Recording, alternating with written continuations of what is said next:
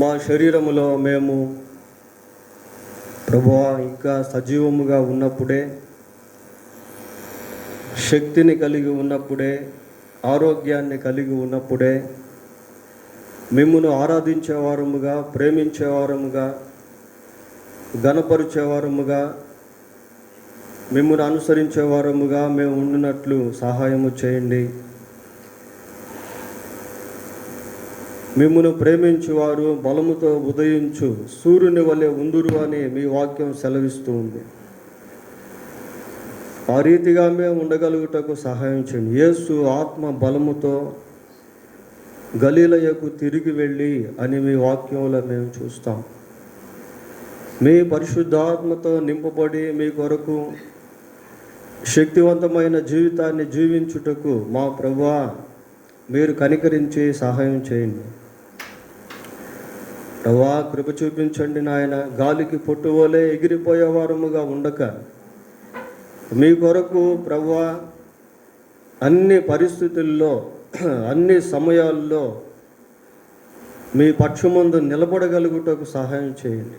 మనుషుల వైపు, లోకం వైపు, పరిస్థితుల వైపు, మా శక్తి సామర్థ్యముల వైపు, మా జ్ఞానం వైపు, మా తలాంతుల వైపు, ధనం వైపు చూడక నిత్యము మీ వైపు చూడగలుగుటకు సహాయం చేయండి. మా జీవితం అనే ఈ పరుగు పందెంలో మీ వైపు చూస్తూ ముందుకు సాగిపోవుటకు, విశ్వాసంతో ముందడుగు వేయుటకు సహాయము చేయండి. మరొకసారి మీ వాక్యాన్ని మేము ధ్యానం చేసుకుంటూ ఉండగా మీరే మీ వాక్యము ద్వారా మాతో మాట్లాడి మా విశ్వాసమును అభివృద్ధి పరచుమని మా రక్షకుడైన యేసుక్రీస్తు మహోన్నతమైన నామములో ప్రార్థన చేస్తున్నాము తండ్రి. ఆమేన్.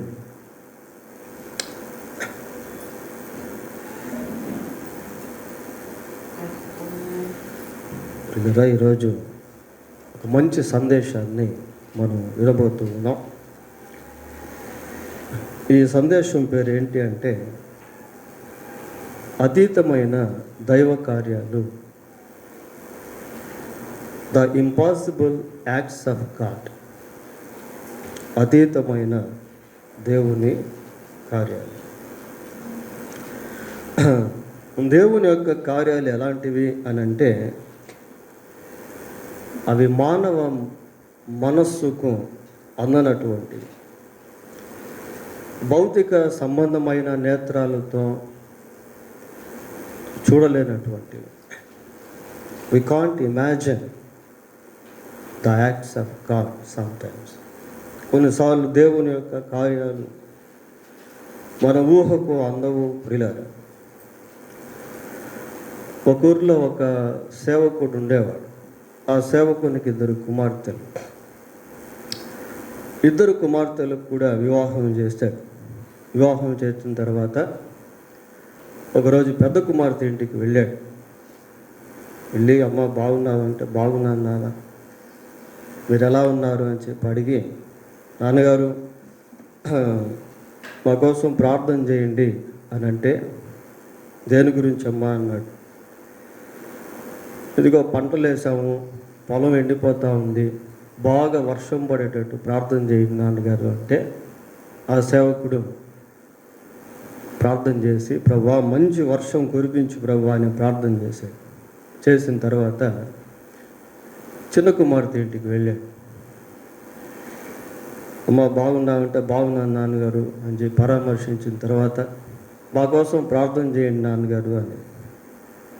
దేని గురించి ప్రార్థన చేయాలమ్మా అని అంటే, ఆమెమనిందంటే వర్షాలు పడకుండా ప్రార్థన చేయండి, బాగా ఎండ వచ్చేటట్టుగా ప్రార్థన చేయండి, ఇప్పుడే ఈ కుండలన్నీ కూడా తయారు చేసాం, ఇవి బాగా ఎండితే తప్ప గట్టుబడవు, కాబట్టి వర్షం రాకుండా ప్రార్థన చేయండి నాన్నగారు అని అడిగి.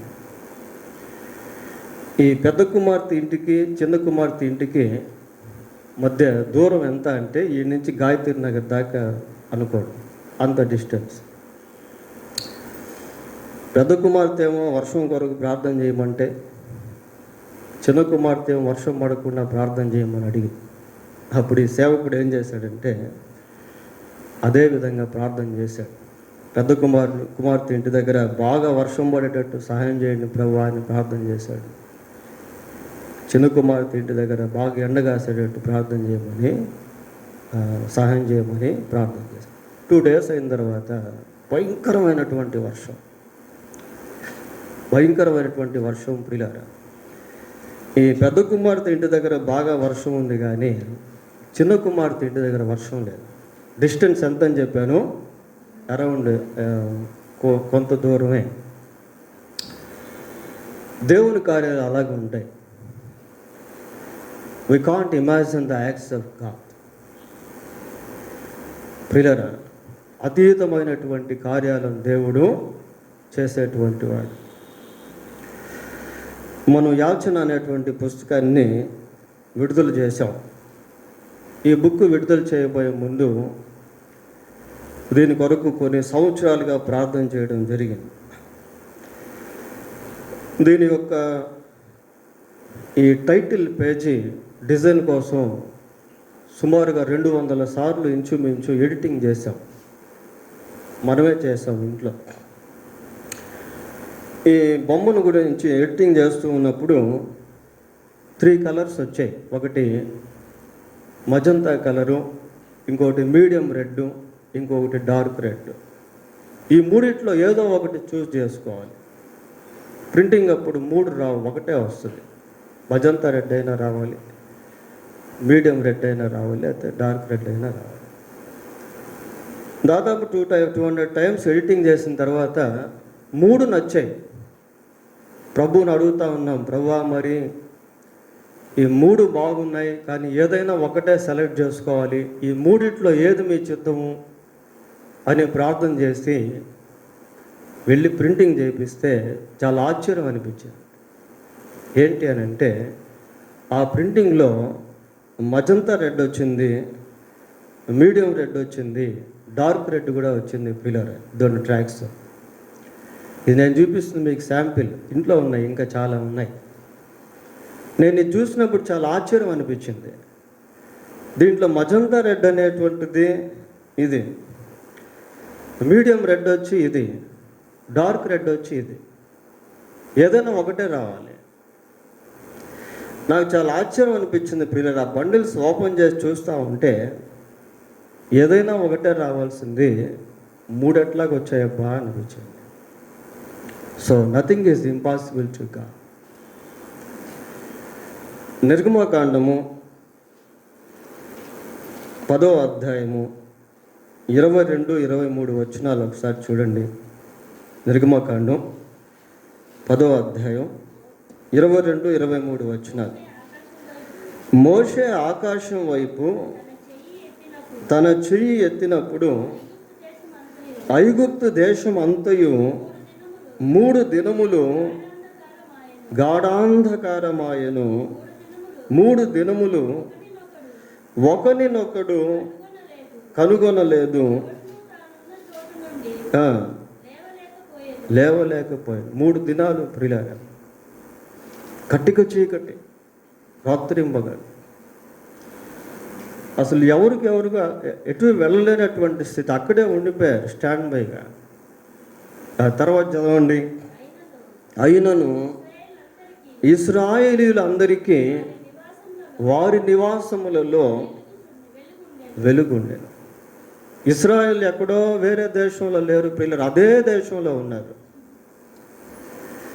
ఇశ్రాయేల్ ప్రజలు అదే దేశంలో ఉన్నారు, ఐగుప్తీయులు అదే దేశంలో ఉన్నారు. అయితే ఐగుప్తులో మాత్రం భయంకరమైనటువంటి కటిక చీకటి, ఇశ్రాయేల్ నివసించేటువంటి ప్రాంతంలో ఎలాగుంది? వెలుగు. How it is possible? ఇది ఎలా సాధ్యమో ప్రియులారా? ఒకే ప్రాంతం, మళ్ళీ వాళ్ళొక దేశంలో వీళ్ళొక దేశంలో లేరు. They are living in the same country, same place. ఒకటే దేశంలో 2 వర్గాల వారు నివసిస్తూ ఉన్నారు. ఐగుప్తు దేశం అంతా కూడా చీకటి, ఐగుప్తులు నివసించే ప్రాంతం అంతా చీకటిగా ఉంది, కటిక చీకటి. ఇశ్రాయేల్ నివసించే ప్రాంతం మాత్రం వెలుగ్గా. ఇక్కడేమో వర్షం, అక్కడేమో ఎండ. ప్రియులారా, we can't imagine the acts of God. కొన్నిసార్లు మనం ఏమనుకుంటాం, అసలు దేవుడు ఇది చేయగలడా? Is it possible for God అనుకుంటాం ప్రియులారా. But nothing is impossible to God.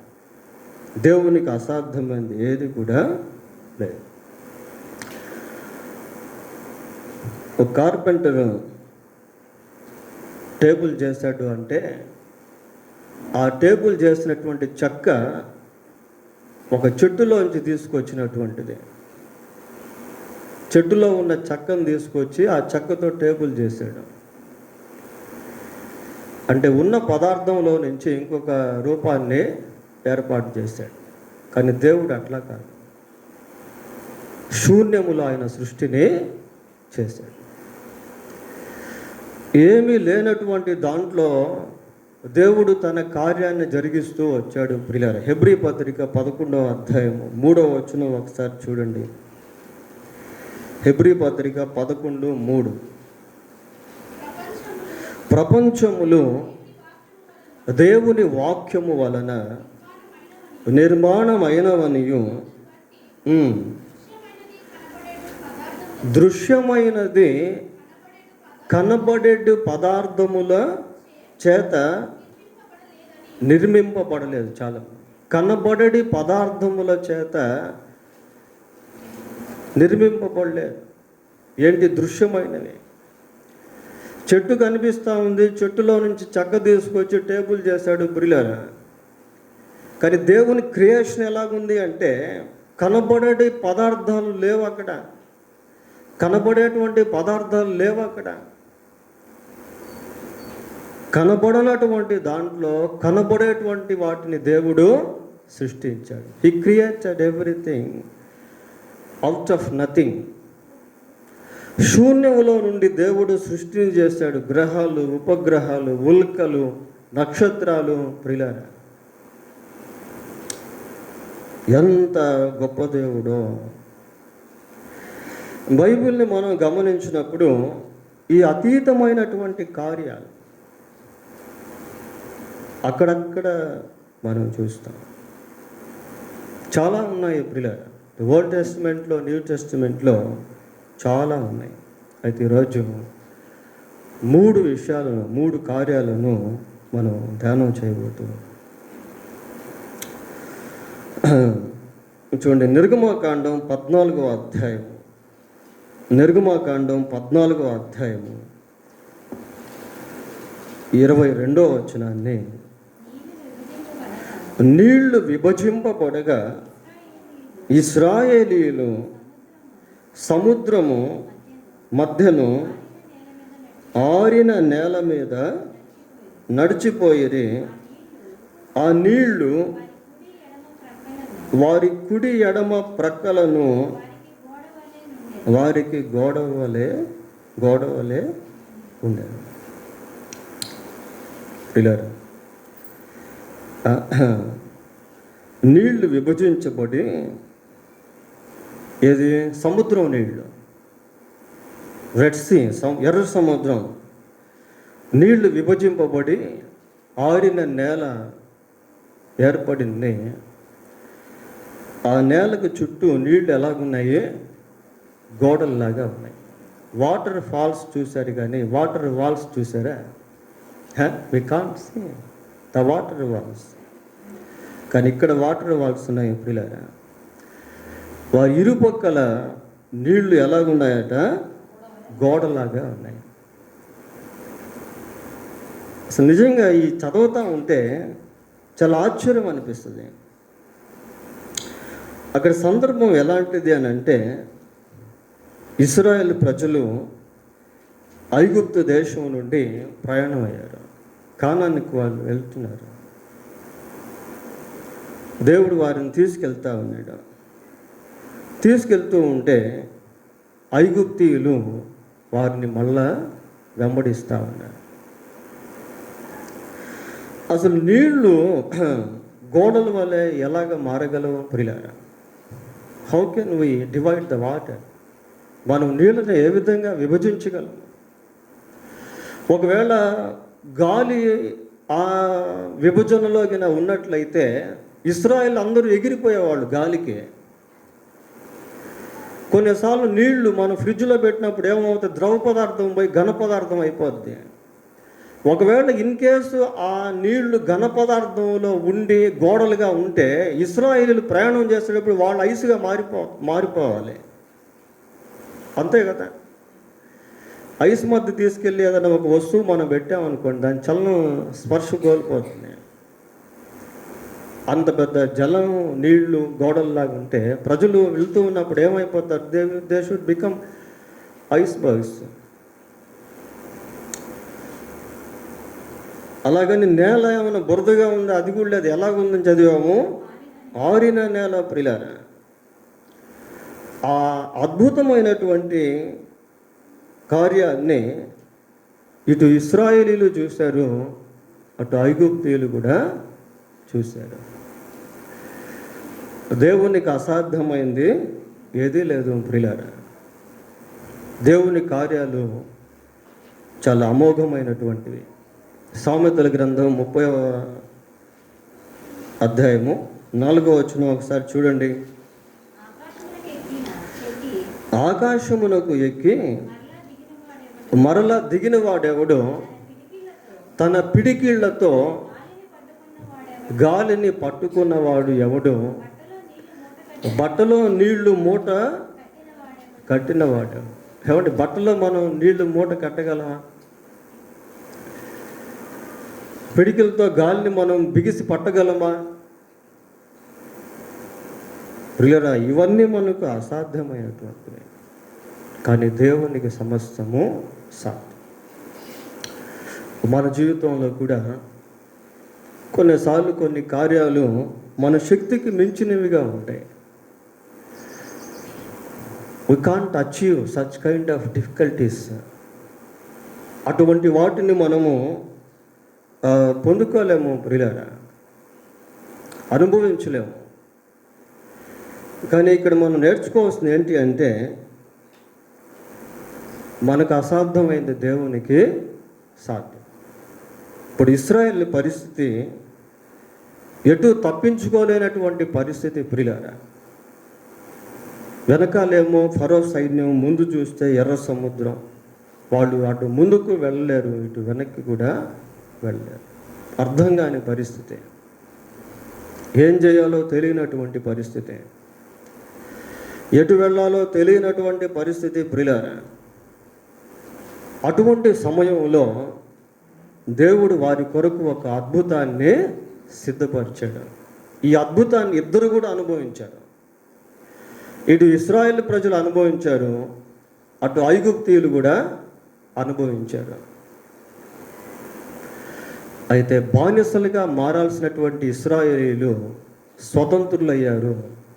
వారిని బానిసలుగా చేయాలనుకున్న ఐగుప్తీయులు జలసమాధి అయ్యారు. అదే తేడా. ఇద్దరు కూడా అనుభవించారు ప్రియులారా. అదే సముద్రం, అదే నీరు, అదే దారి. ఒకరికి మాత్రం దీవెన, ఇంకొకరికి మాత్రం నష్టము. దేవుని కార్యాలు చాలా ఆశ్చర్యంగా ఉంటాయి ప్రియులారా. షడ్రక్ మేషక్ అబేద్నెగోను తీసుకెళ్ళి అగ్నిగుండంలో పడేశారు. కానీ వాళ్ళను మాత్రం దేవుడు క్షేమంగా ఉంచాడు. వారిని విసిరివేసినటువంటి వారు అగ్నిగుండంలో పడలేదు, కానీ అగ్ని జ్వాలల చేత కాల్చబడి చనిపోయారు. అదే అగ్ని వాళ్ళకేమో దీవెన, వీళ్ళకేమో నష్టం ప్రియులారా. దానియేలుని తీసుకెళ్ళి సింహపు గుహలో పడేశారు. కానీ దేవుడు దానియేలుని కాపాడాడు. అలా దానియేలుని సింహపు గుహలో పడేసేదానికి కారకులు ఎవరో ఆ తర్వాత వారిని తీసుకెళ్ళి పడేశారు. ఏమైంది? వాళ్ళు కిందకు రాక మునిపే సింహములు ఏం చేశాయి?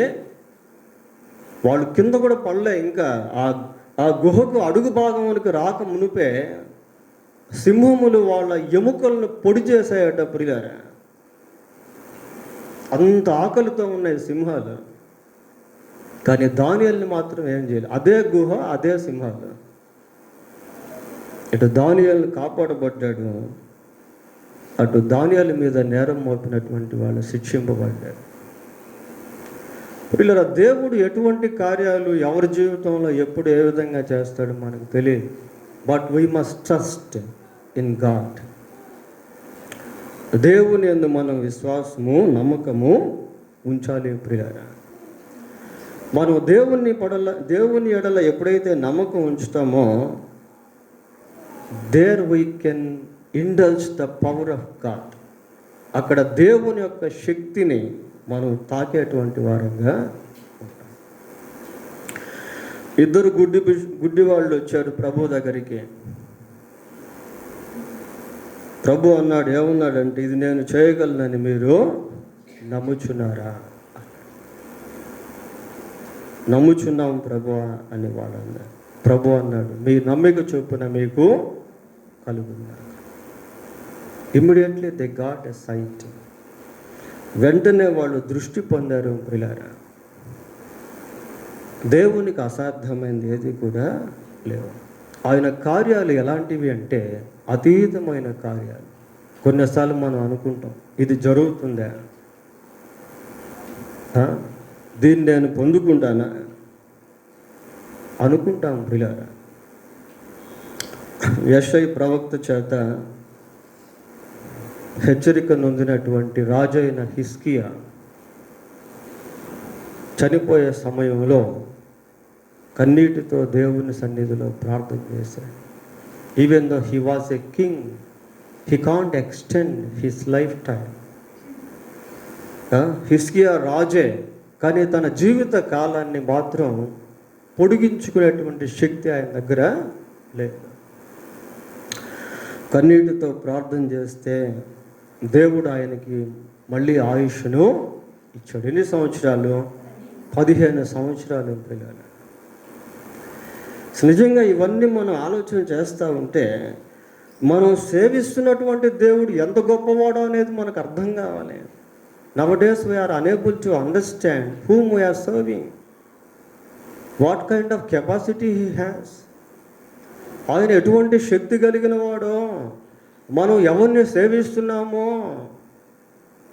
అనేది మనం గుర్తించలేని వారంగా ఉన్నాము ప్రియులారా.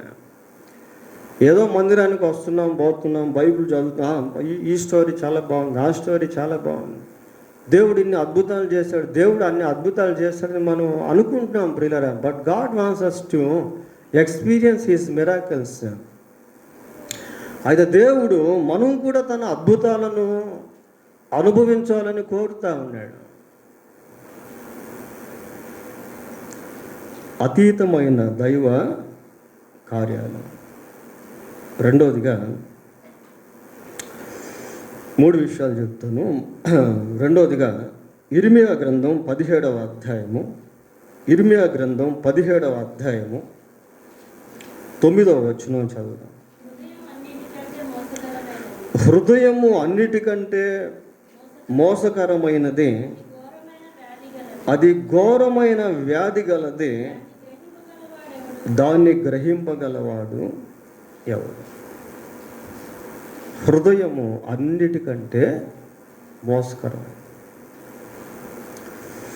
మోసమును గురించి మనం కొలతలు వేస్తే ఎక్కువ శాతం దేనికి ఏంటంటే హృదయానికి ప్రియులారా. హృదయం అన్నిటికంటే మోసకరమైనది, అది ఘోరమైన వ్యాధి గలది. ఆ గాంధీ హాస్పిటల్కి వెళ్తే ఆ గాంధీ హాస్పిటల్లో ఒక్కొక్క ఫ్లోర్లో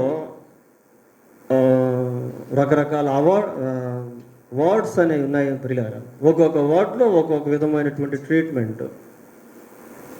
ఆర్థోపెడిక్ వార్డు ఉంది, రకరకాల వార్డ్స్ దాంట్లో ఉన్నాయి ప్రియులారా. రకరకాల వ్యాధులు, రకరకాల జబ్బులు. మన శరీరంలో ఎన్ని అవయవాలు ఉన్నాయో అన్ని అవయవాలకి ఒక్కొక్క డాక్టర్ ఉన్నాడు. చెవికి ఒక డాక్టర్, పంటికి ఒక డాక్టర్, కంటికి ఒక డాక్టర్, మెదడుకి ఒక డాక్టర్, గుండెకి ఒక డాక్టర్. ఏమండి? కానీ ఇక్కడ కనిపించే వ్యాధి ఏం వ్యాధి అట? ఘోరమైన వ్యాధి. ఈ వ్యాధికి మందు లేదు ప్రియులారా.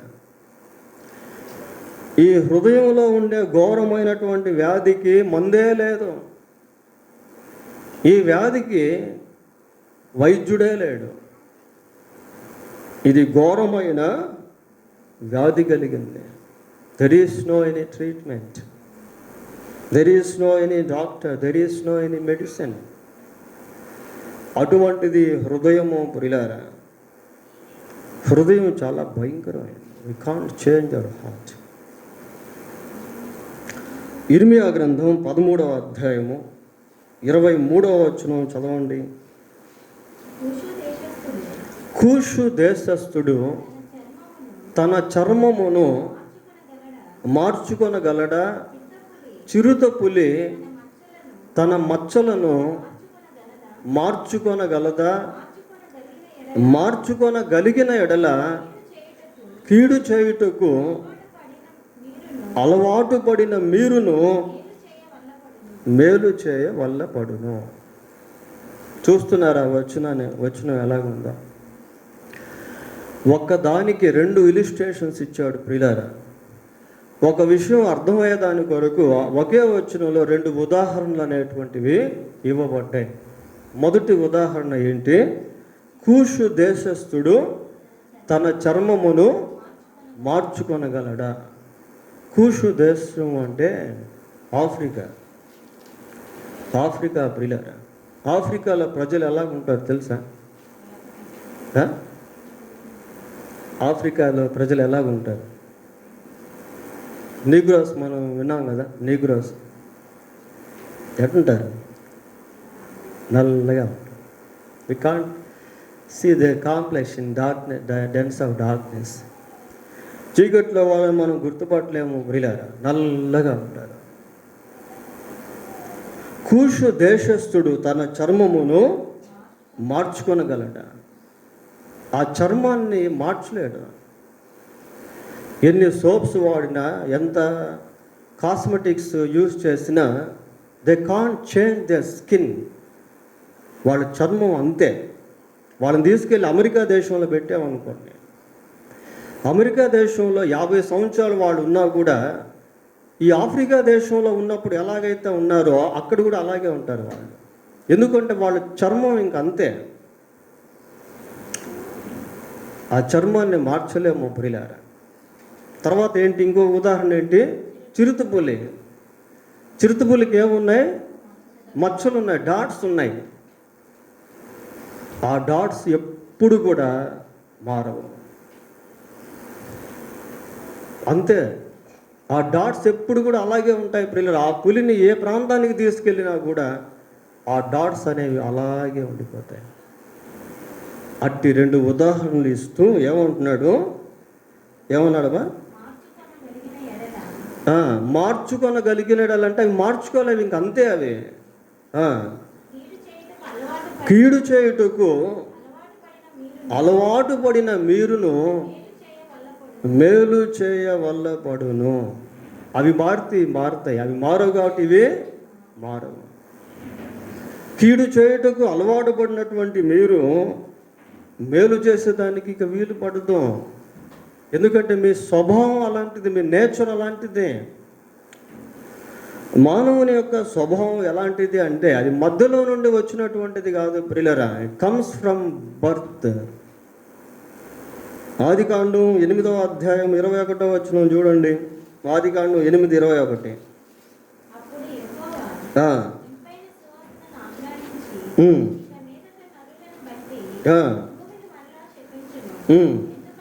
ఎందుకనగా నరుల హృదయాలోచనలు వారి బాల్యము నుండి చెడ్డవి. నరుని హృదయాలోచన ఎప్పటి నుండట? బాల్యం అంటే స్టార్టింగ్ పీరియడ్ ప్రియులారా. బాల్యకాలం, యవ్వనకాలం, నడిప్రాయం, వృద్ధాపం అంటాం కదా. అంటే బేస్లోనే ఏమైపోయిందంటే చెడు ఇమిడిపోయింది. ప్రారంభ దశలోనే హృదయంలో చెడు అనేది ప్రవేశించింది ప్రియులారా. హృదయంలో చెడు ప్రవేశించిన తర్వాత అది ఇంకా పోదు. సంవత్సరాల తరబడి ఆ హృదయం అంతా కూడా అలాగే ఉండిపోతుంది. సైతాను హృదయంలో ప్రవేశిస్తాడు. సైతాను యొక్క ఆలోచనలు హృదయంలో ప్రవేశిస్తాయి. అవి అంటే హృదయం ఏమైపోయిందంటే it was subjected to a great blow of devil. అంటే సైతాను యొక్క ఆ బలమైన తాకిడికి హృదయం అలాగే ఉండిపోయింది ప్రియులారా. కొన్ని సంవత్సరాల తరబడి పాపము, కొన్ని సంవత్సరాల తరబడి సైతాను యొక్క కార్యములు హృదయములు అలాగే ఉండిపోయాయి. ఇంకా అవి మార్పు చెందవు. కూషు దేశస్థుడు చర్మాన్ని ఎలాగా మార్చుకోలేడో, చిరుతపులి తన మచ్చలు గల చర్మాన్ని ఏ విధంగా మార్చుకోలేదో నరుడు తన హృదయాన్ని మార్చుకోలేడు ప్రియులారా. హృదయం అన్నిటికంటే మోసకరమైనది, అది ఘోరమైన వ్యాధి గలది. We can't change our heart, but we should remember one great thing, that nothing is impossible to God. మన హృదయాన్ని మనం మార్చుకోలేము, కానీ అసాధ్యమైనది ఏది లేదు అన్న దేవుని వైపు మనం చూస్తే God will change our heart. దేవుడు మన స్వభావాన్ని మారుస్తాడు ప్రియులారా. అపోస్తుల కార్యములు 26వ అధ్యాయము 9వ వచనం ఒకసారి చదవండి. 26:9.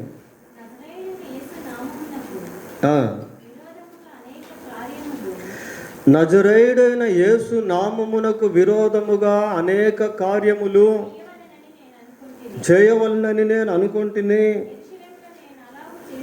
యెరూషలేములో నేను అలాగూ చేసి తిని,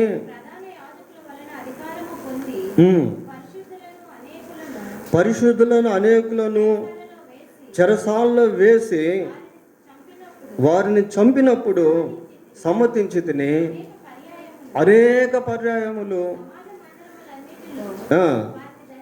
వారిని దండించి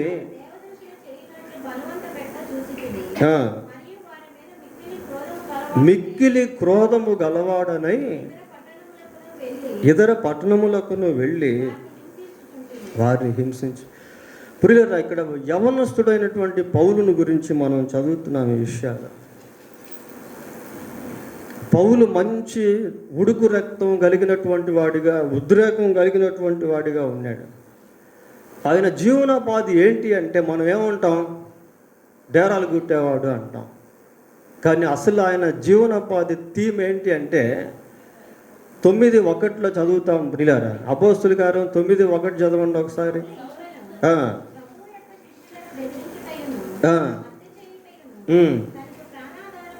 తనకు ప్రాణాధారమైనట్టు, తన జీవనోపాధి లేక ప్రాణాధారం ఏంటి అంటే హత్య చేయాలా, హింస చేయాలా. That is his bread and butter. తన జీవనాధారం అలాగా ఉంది ప్రియులారా.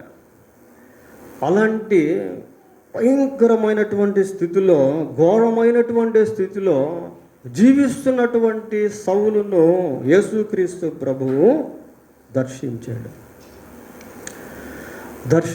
ప్రియులారా.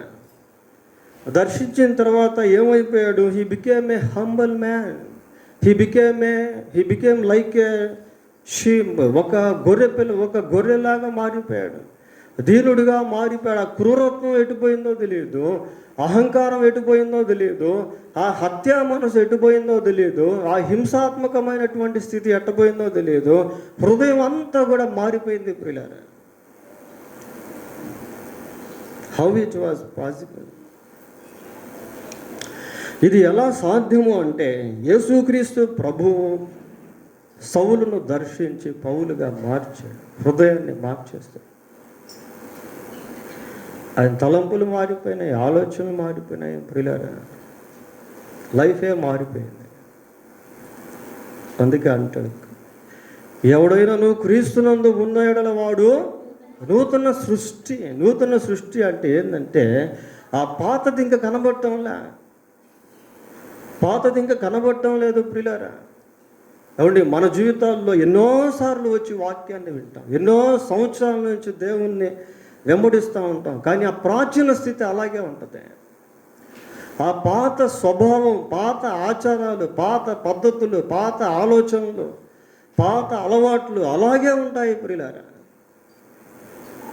There is no any motivation change. ఎటువంటి మార్పు అనేటువంటిది లేదు. అసలు ఎక్కడ మనిషి మారుతాడు అంటే దేవుని సంఘంలో, దేవుని సన్నిధిలోనే మార్పు వస్తుంది ప్రియులారా. తీసుకెళ్ళి జైల్లో పడేస్తే అక్కడ మారే రకం కాదు మనిషి. తీసుకెళ్ళి ఊరేస్తే వాడిని చూసి ఇంకొకడు ఆ తప్పు చేయకుండా ఉంటాడంటే అది కాదు. ఎంతమంది ఊరేయలేదు, ఉరి వేయబడలేదు. ఈ నేరస్తుని తీసుకెళ్ళి ఊరేస్తాము, ఇంకొక నేరం చేయకుండా ఉంటాడు అనుకుంటే ఎంతమంది అలాగే చనిపోవట్లేదు ప్రియులారా. Man can't change his inner heart unless God change. లూకా సువార్త 19వ అధ్యాయం 8వ వచనం, 19:8. జక్కయ్య నిలువబడి, ఇదిగో ప్రభువా, నా ఆస్తిలో సగము బీదలకిచ్చుచున్నాను. నేను ఎవని వద్దనైనను అన్యాయముగా దేనినైనా తీసుకొని ఎడల అతనికి 4 వంతులు మరలా ఇచ్చేస్తాను. ఆస్తిలో సగం బీదలకు ఇస్తున్నాను. ఆస్తి ఎలా సంపాదించాడో ప్రియులారా, మనకు వివరాలు లేవు, కానీ వివరాల్లోకి వెళ్తే అతని ఉద్యోగం ఏంటి, ప్రొఫెషన్ ఏంటి, సుంకం వసూలు చేసేవాడు, ట్యాక్స్ కలెక్టర్. కాబట్టి sale tax, commercial tax, income tax, సుంకం వసూలు చేసేవాడు. వృత్తిపరంగా, సమాజపరంగా ప్రజలు ఆయన గురించి ఏమనుకునేవాళ్ళు, ఇతడు అన్యాయస్తుడు, పాపి అయిన మనుషుడు. మనుషులు ఆ విధంగా అతన్ని అంటున్నారంటే ఊరికి అనట్లేదు ప్రియులారా, ఆ విధంగా జీవిస్తూ వచ్చాడు. ఇప్పుడు ఏమంటున్నాడు, నా ఆస్తిలో సగం బీదలకు ఇస్తాను, నేను అన్యాయంగా ఎక్కడెక్కడైతే ఏమేమి తీసుకున్నానో తిరిగి 4 వంతులు చెల్లించేస్తాను. అన్యాయంగా ఎక్కడెక్కడ తీసుకున్నాను, అక్రమంగా ఎక్కడ సంపాదించాను, ఎక్కడ దొంగతనాలు చేశానో, మోసం చేశానో, లంచాలు తీసుకున్నానో, ఎటువంటి అపవిత్ర కార్యాల్లో పాల్పొంపులు పొందానో అవన్నీ కూడా నేను సరి చేసుకుంటాను. That is spiritual revival. అది ఆత్మలో తిరిగి జన్మించుట అంటే ప్రియులారా, that is the experience of rebirth. అది తిరిగి జన్మించేటువంటి అనుభవం. అది కొద్దిమందికి అటువంటి అనుభవాలు ఉండవండి. అపవిత్రుడు ఇంకా అపవిత్రుడిగానే ఉంటాడు. ఏది మందిరానికి వస్తూ వాక్యం చదువుతూ వాక్యం వింటూ వాక్యం చేతిలో ఉంచుకొని నీవు ఇంకా అపవిత్రతలో జీవిస్తున్నావు అంటే దేవుని కార్యం నీ హృదయంలో ఇంకా జరగలేదు. ఎందుకు జరిగేదానికి నువ్వు అవకాశం ఇవ్వట్లేదు ప్రియులారా. God is not in mute. దేవుడు నిశ్శబ్దంగా లేడు. God speaks to you very clearly. God reveals your heart of hearts in his presence. ఆయన సన్నిధిలో దేవుడు నీ హృదయాంతరంగాన్ని గురించి మాట్లాడుతూ ఉంటే నీ హృదయాన్ని నువ్వు కఠినం చేసుకుంటా ఉన్నావు. You can't give the room to God so that he correct your heart.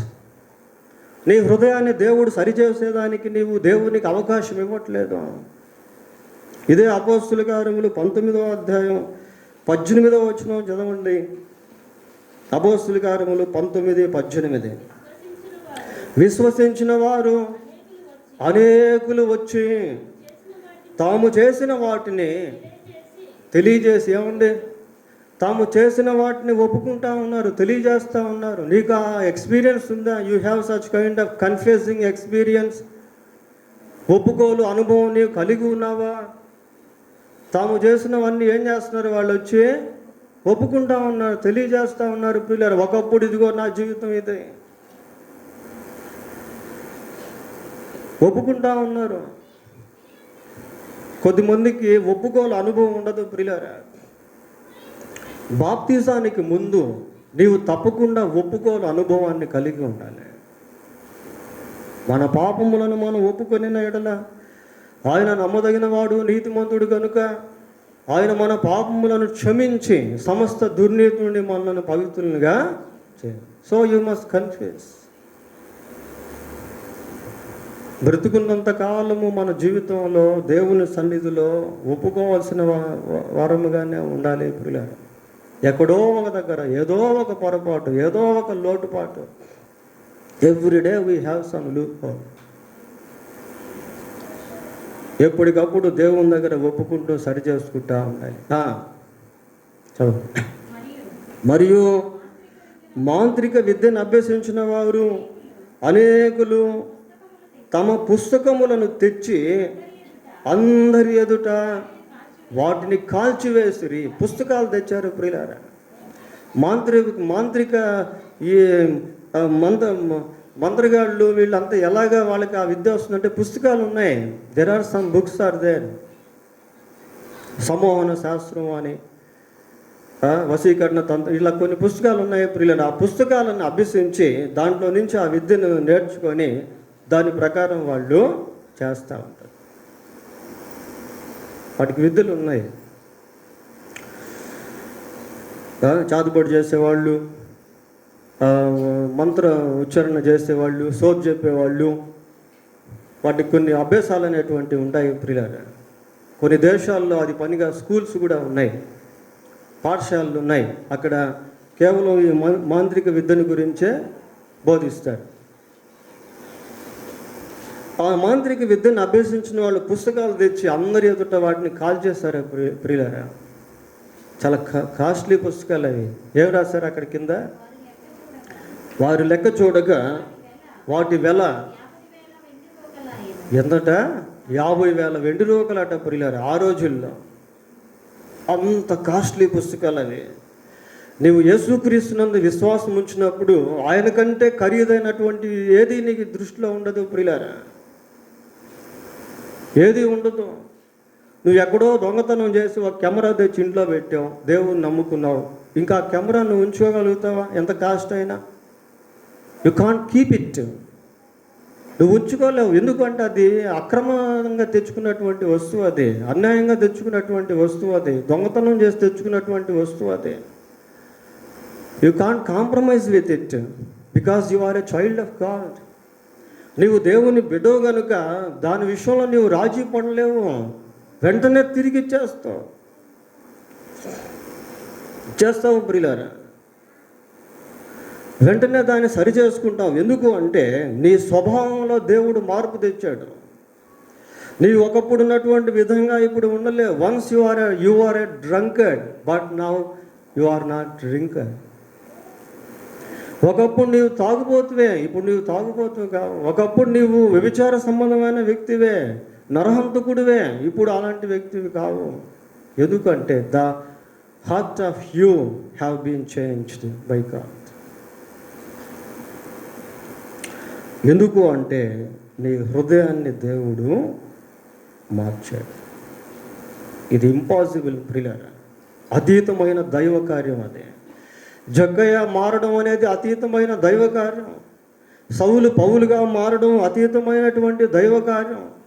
మాంత్రికులు యేసుక్రీస్తునందు విశ్వాసం ఉంచుట అవి అతీతమైన దైవ కార్యాలు ప్రియులారా. ఒక విగ్రహారాధికుడు బై బర్త్, పుట్టుకతోనే విగ్రహారాధికులుగా ఉన్నవాళ్ళు ఎంతోమంది యేసు ప్రభువు చేత స్పందించబడి మారు మనసు పొందారు. విగ్రహారాధన అనేది పుట్టుకతోనే వస్తుంది ప్రియులారా. ఈ దొంగతనాలు, మోసాలు ఈ మధ్యలో వస్తాయి.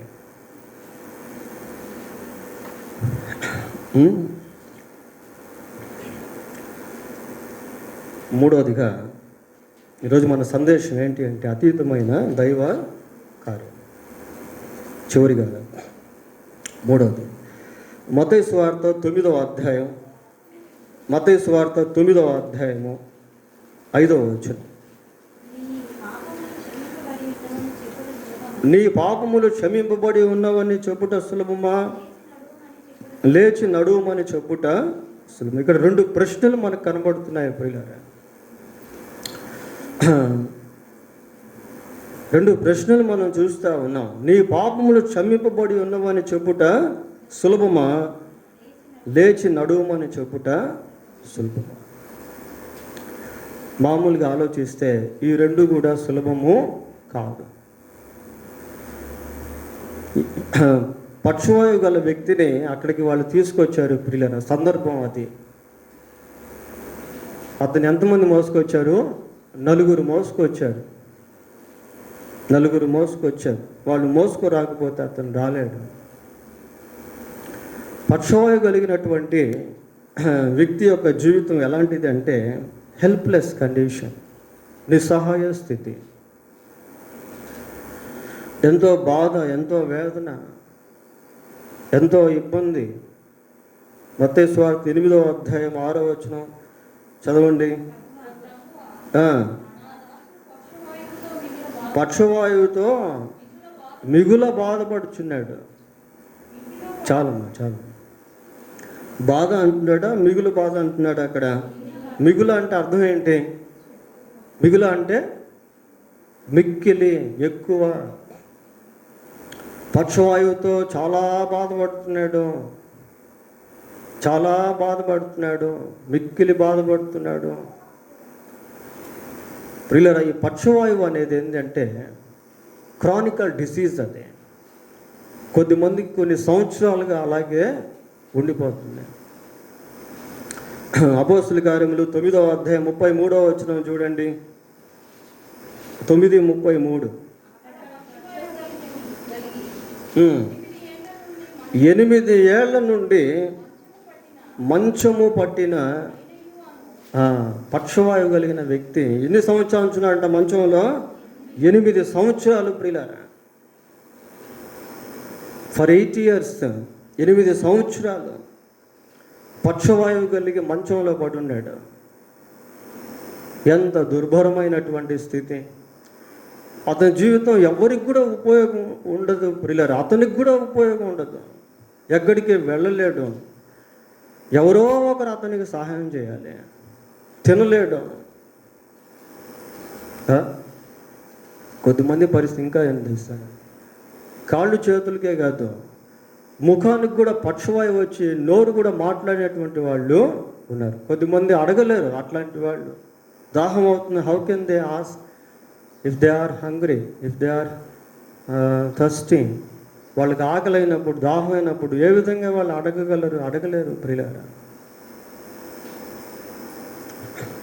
ప్రభు అంటున్నాడు, నీ పాపములు క్షమింపబడి ఉన్నవని చెప్పుట సులభమా, నీవు లేచి నడువమని చెప్పుట సులభమా? 2 ప్రశ్నలు వేస్తున్నాడు ప్రియులారా. ఈ 2 ప్రశ్నలు కూడా ఒక రకంగా సులభము కానిగా ఉన్నప్పటికీ ఈ పక్షవాయువు కలిగినటువంటి స్థితి కొంచెం పర్వాలేదు. ఎందుకంటే పక్షవాయువు కలిగినటువంటి వ్యక్తులకి ట్రీట్మెంట్స్ అనేవి ఉన్నాయి. మెడిసిన్ అనేటువంటిది ఉంది. ఆయుర్వేదిక్ మెడిసిన్ అనేది, ఫిజియోథెరపీ అనేది, అలా కొన్ని ట్రీట్మెంట్స్ ఉన్నాయి. వైద్యులు ఉన్నారు. కొన్నిసార్లు బాగయ్యేదానికి అవకాశము ఉంది. బాగైనటువంటి వాళ్ళు కూడా ఉన్నారు. కానీ అదును చూసారా? ఇంకోటి ఏంటి? పాపములు క్షమించబడుట సులభం. It is impossible. ఇది అసాధ్యం. ఇది అసాధ్యము ప్రియులారా. ఈ పాపక్షమాపణ పొందుకోవటము అనేటువంటిది it is impossible thing. No one can receive the forgiveness of sin even though he spend lot of money, property, wealth, talents. ప్రియులారా, ఎడ్యుకేషన్.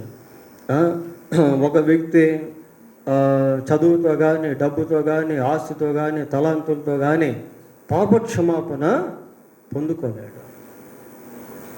ఇది ఇంపాసిబుల్ ప్రియులారా.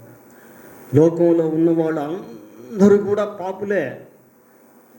ఒక్క నీతిమంతుడు కూడా లేడు. ఎవ్వరికి కూడా పాపక్షమాపణ పొందుకునేదానికి అవకాశం లేదు ప్రియులారా. ఆ మాట చెప్పి ప్రభు కింద వచనంలో ఏమన్నాడు? ఏమన్నాడు? అయినను పాపములు క్షమించుటకు భూమి మీద మనుష్య కుమారునికి అధికారము కలదని మీరు తెలుసుకునేవాళ్ళని. అసలు నిజంగా ఈ వచనం ఎట్లాంటి శ్రేష్టమైన వచనం ప్రియులారా. పాపములు క్షమించుటకు భూమి మీద ఎవరికి అధికారం ఉందట? మనుష్య కుమారునికి అధికారం. ఒక్కసారి యేసు ప్రభు నీ పాపాన్ని క్షమిస్తే ఇంకా నీవు అంతే, క్షమించబడినటువంటి వాడు. ఎవ్వరు కూడా నీ మీద ఇంకా నేరం మోపలేరు. ఒక వ్యక్తి దేవుని ద్వారా క్షమించబడితే చాలు ప్రియులారా. అయితే యేసుక్రీస్తు ప్రభువుకి భూమి మీద మానవుని యొక్క పాపాన్ని క్షమించే అధికారము ఎలాగ పొందుకున్నాడు అంటే అది కూడా ఒక అద్భుతం ప్రియులారా. అతీతమైన దైవ కార్యాలు. యేసుక్రీస్తు కన్యక గర్భమందు జన్మించాడు. అది సాధ్యమేనా? It is impossible for man. మనిషికి అసాధ్యము ప్రియులారా. సైన్స్కి అతీతం అదే, శాస్త్రానికి అతీతం. ఏంటి? కన్యక గర్భవతిగా మారి జన్మించుట, ప్రసవించుట అనేది. అయితే యేసు ప్రభువుకి అలా జరిగింది. ఆకాశ మహాకాశములు పటజాలినటువంటి గొప్ప దేవుడు, సమస్తాన్ని సృష్టించినటువంటి వాడు ఒక సామాన్యమైనటువంటి వ్యక్తిగా ఈ భూమి మీదకు రావడం అనేది అసాధ్యం ప్రియులారా. కానీ ఆయనకు మాత్రం అది సాధ్యం. He lived sinless life. పాపరహితుడిగా ఈ భూమి మీద ఆయన జీవించాడు. It is impossible to live sinless life on this earth. ఈ భూమి మీద పాపము లేని వ్యక్తిగా జీవించడం అనేటువంటిది అసాధ్యము. అయితే యేసుక్రీస్తుకి అది సాధ్యమైంది. ఆయన మనుషులందరి కొరకు సిలువలో మరణించాడు. అది కూడా ఇంపాసిబుల్ థింగ్ ప్రియులారా. ఎందుకు అంటే దేవునికి మరణం అనేది, మరణం లేని దేవుడు మరణించుట అంటే అది కూడా అసాధ్యమైనటువంటిదే. కానీ ఆయనకు అది సాధ్యమైంది. అందరు చనిపోయారు, ఒక్కరు కూడా తిరిగి లేవలేదు. కానీ యేసుక్రీస్తు ప్రభు తిరిగి, అది కూడా ఇంపాసిబుల్ థింగ్, కానీ ఆయనకు మాత్రం సాధ్యం. అతీతమైన దైవ కార్యాలు. ఇప్పుడు యేసుక్రీస్తునందు విశ్వాసం ఉంచినటువంటి వాళ్ళకి ఆయన ఏమిస్తాడు? పాప క్షమాపణ ఇస్తాడు. ఇది మనకు అసాధ్యమే కానీ దేవునికి అసాధ్యము కాదు ప్రియులారా. చాలామందికి ఈ విషయం తెలియదు. యేసుక్రీస్తు ఈ భూమి మీద పాప క్షమాపణ ఇవ్వగలడు అన్న విషయం చాలామందికి తెలియక వాళ్ళు పొందుకోకుండా లోకంలో చనిపోయి నరకానికి వెళ్ళిపోతున్నారు, పాతాళానికి వెళ్ళిపోతున్నారు. Sinner dwells in heaven. పాపి పరలోకంలో నివసించుట అసాధ్యము, కానీ యేసుక్రీస్తు ద్వారా అదే సాధ్యం. కాబట్టి మరి అతీతమైన దైవ కార్యాలు అనే సందేశంలో 3 విషయాలు మనం జ్ఞాపకం చేసుకున్నాం. దేవుడు తన వాక్యాన్ని దీవించును గాక.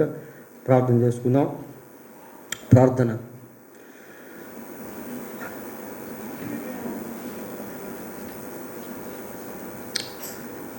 ప్రేమ కలిగిన మా తండ్రి, పరిశుద్ధుడైన మా దేవ, మీకు వందనాలు, స్తోత్రాలు. మనుషులకు అసాధ్యమైనది దేవునికి సాధ్యము. ప్రభువా, మీరు అతీతమైన కార్యములను చేసేటువంటి దేవుడు కనుక అన్ని పరిస్థితుల్లో మీ వైపు చూసేవారముగా, మీపై ఆధారపడేవారముగా మేము ఉండుట కృప దయచేయండి. మా స్వభావాన్ని మీరు మార్చే దేవుడు ప్రభువా. మేముగా మా స్వభావాన్ని మార్చుకోలేము ప్రభువా. మీరే కనికరించి మోసకరమైన, ఘోరమైన మా హృదయాన్ని మీకు ఇష్టకరమైన హృదయముగా మార్చుమని ప్రార్థిస్తూ ఉన్నాం.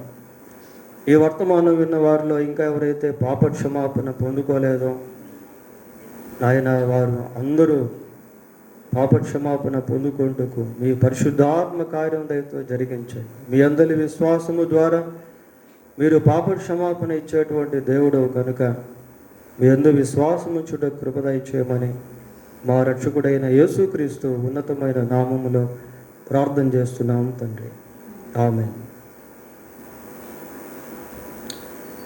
మీరందరూ లేచి నిలబడి ఇంకా పాట పాడుతూ ఉండగా ఆఫరింగ్స్ తీయబడతాయి.